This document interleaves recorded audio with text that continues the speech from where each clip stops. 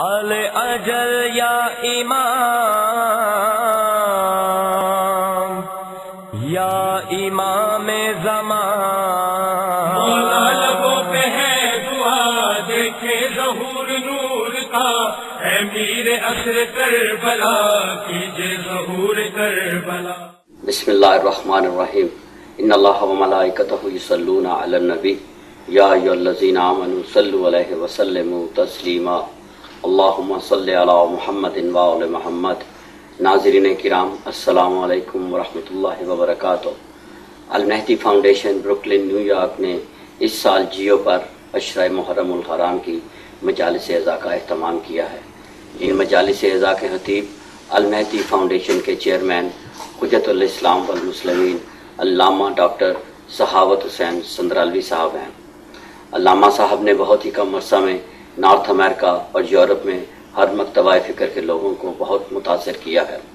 المہدی foundation کا مقصد محبت، اخوت، رواداری اور تمام مسلمانوں کو نہ صرف یکجا کرنا ہے بلکہ گھر گھر میں نبی اور آل نبی کا پیغام پہنچانا ہے۔ آل نبی کے درد سے میں بھی جدا نہیں، میرا نصیب ان کے مقدر کے ساتھ ہے۔ بسم اللہ الرحمن الرحیم۔ وبہ نستعین وہو خیر معین وفدیناہ بذبح عظیم۔ برادران و خواہران اسلام، نواسہ رسول، جگر گوشہ علی و بطول، سرور کاروان حریت، سید الشہداء، محافظ اسلام و قرآن، حضرت امام حسین علیہ السلام اور ان کے اہل بیت و اعوان و انصار کو سلام عقیدت پیش کرنے کے لیے حاضر خدمت ہیں۔ کل کی گفتگو میں نے یہ گزارش کی تھی کہ امام حسین علیہ السلام اور ان کے باوفا جان نثاروں نے اپنی جانوں کا نذرانہ عقیدت بارگاہ رب العزت میں پیش کر کے مقام عظیم حاصل کر لیا۔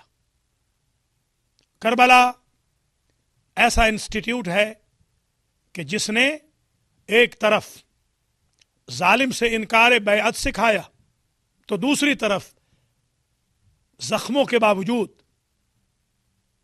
نماز الہی میں جھکنے سے طریقہ اطاعت رب سکھایا۔ ہمارے ہاں ایک کانٹا چبھ جائے تو نمازیں ڈیلے ہوتی ہیں، مگر کربلا والوں کو دیکھیں، سینکڑوں ہزاروں زخموں کے باوجود ظہر کی نماز خوف بھی با جماعت پڑھ رہے۔ سرکار سید الشہداء نے سجدے میں سر کٹا کے اس بات کا اعلان کیا کہ اطاعت رب ہر وقت مقصود مومن رہنی چاہیے۔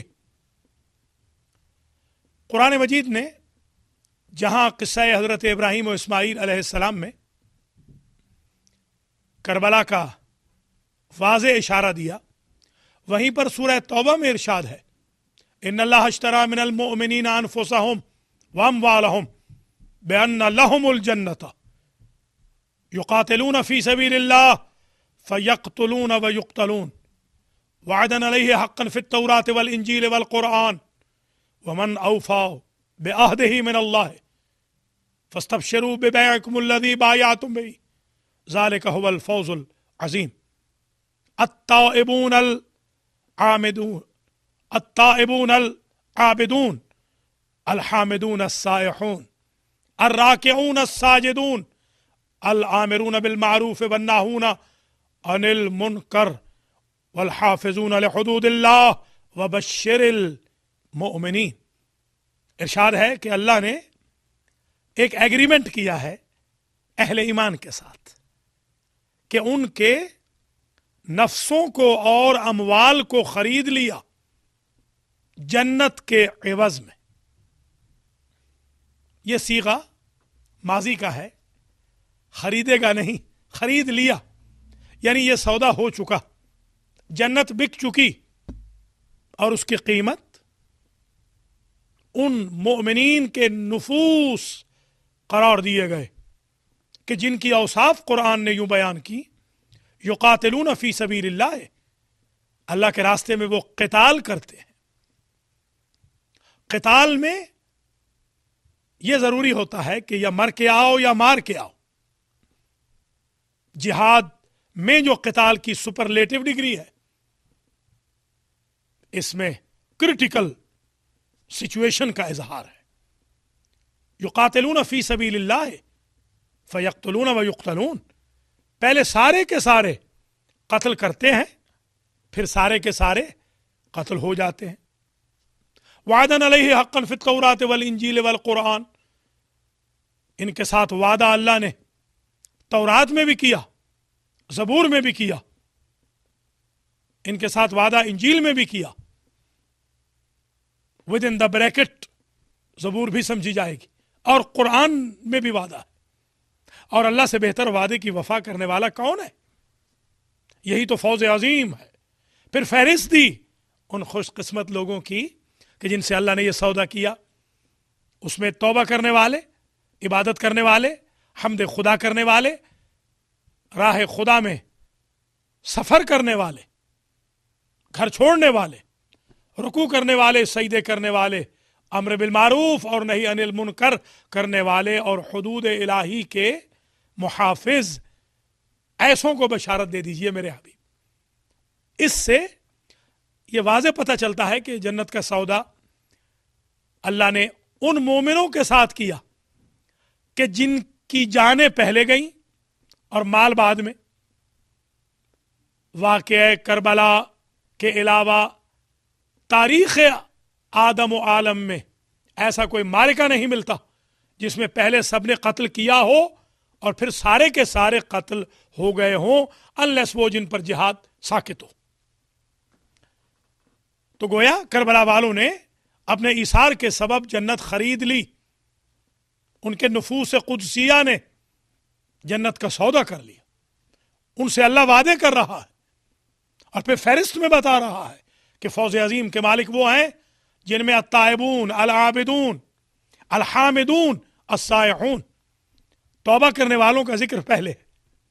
یہی وجہ ہے فرزند رسول نے توبہ کرنے والے حر کو جو آئے بعد میں مگر ان کو جنگ میں پہلے بھیجا۔